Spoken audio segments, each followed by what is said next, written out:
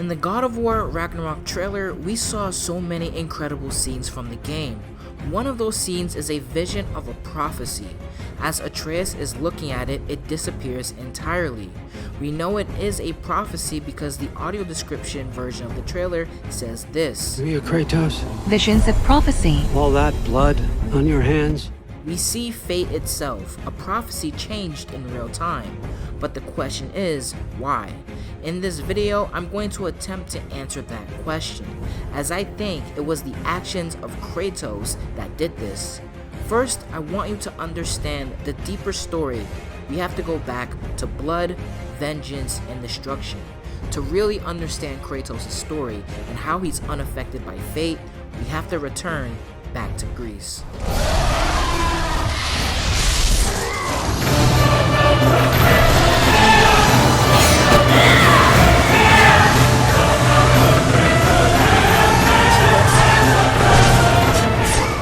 Welcome back everyone, the good old days, where mashing square triangle was the most satisfying thing ever.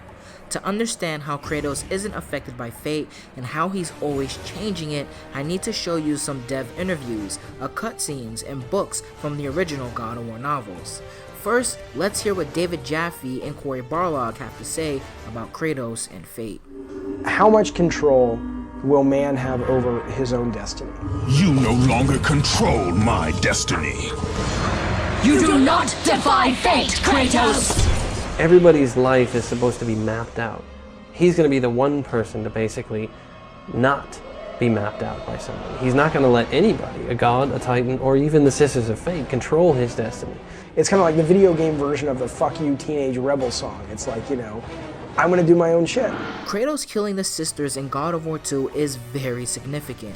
Corey says they are more powerful than any creature in the mythological world. But I also want to show you passages from the God of War 2 novel.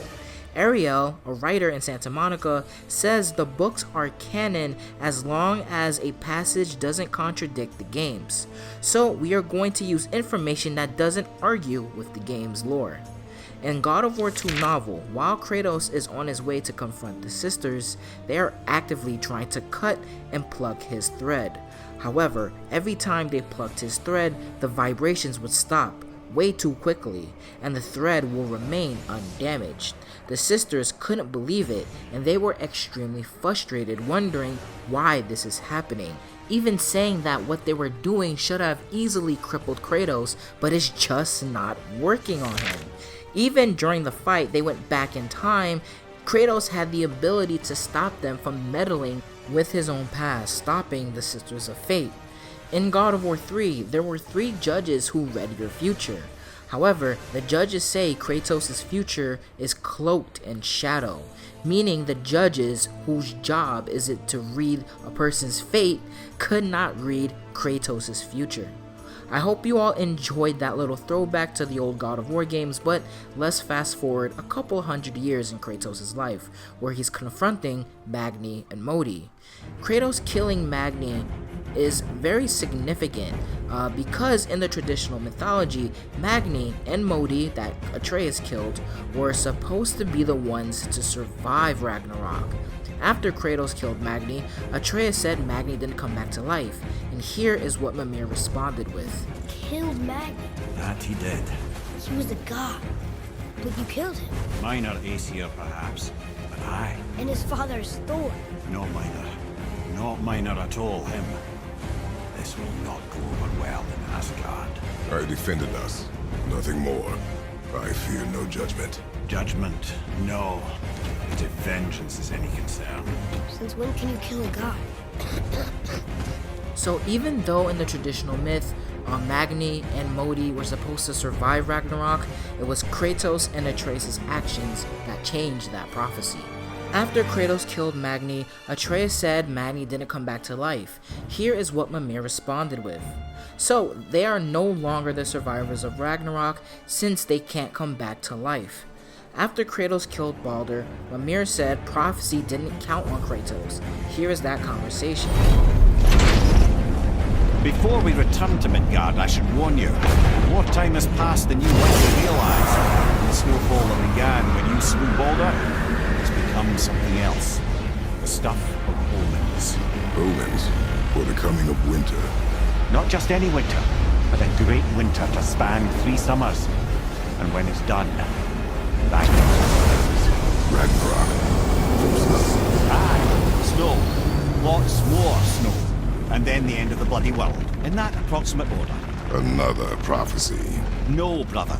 Prophecy doesn't expect this for 100 more winters at least. You've changed something. Prophecy didn't count on you.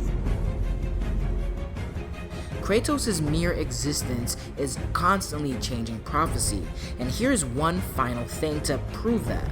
Kratos, when he arrived in Norse mythology and Scandinavia, Fimbulwinter almost happened. According to lore and legends, on the timeline where it labels 115 years ago, Kratos arrived in Scandinavia. Then a vicious winter freezes the realms. Yes, realms, meaning more than one, after Kratos arrived. The book then says after 2 years of this winter, it finally died. However, this made Odin way more paranoid and orders the Aesir to resume their campaign to conquer the realms. Thor resumes his rampage, killing the giants, and this is what forces them to return to Jotunheim. So Kratos' mere existence froze the realms and scared the Helheim out of Odin.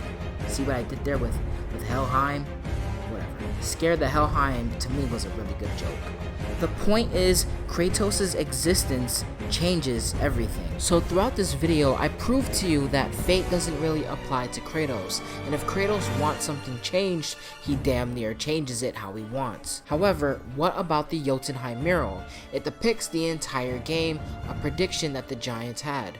Well, like I said before, this is kind of a special case because Kratos wants to go to Jotunheim, so things didn't exactly change.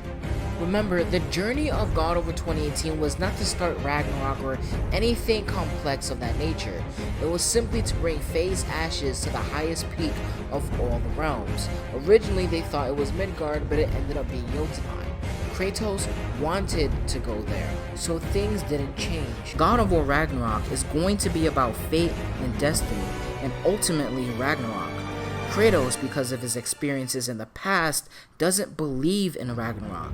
Throughout this game, I think he's going to prove Atreus wrong, prove Freya wrong, and every person who believes in Ragnarok, except Odin, that is, who wants to stop Ragnarok.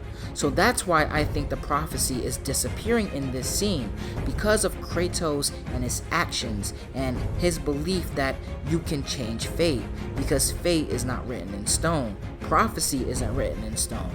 What's written can be unwritten. Fate is just an excuse for someone else to choose your life for you. You can make your own path, make your own destiny, because fate is just another lie told by the gods. Throughout this game, I believe we're going to see many prophecies change. We're going to see this effect that we saw in the trailer all over the place, especially on the shrines that we saw before. How cool would it be if we're able to visit the shrines across the Lake of Nine and see that they're all slowly disappearing in this glowing like effect?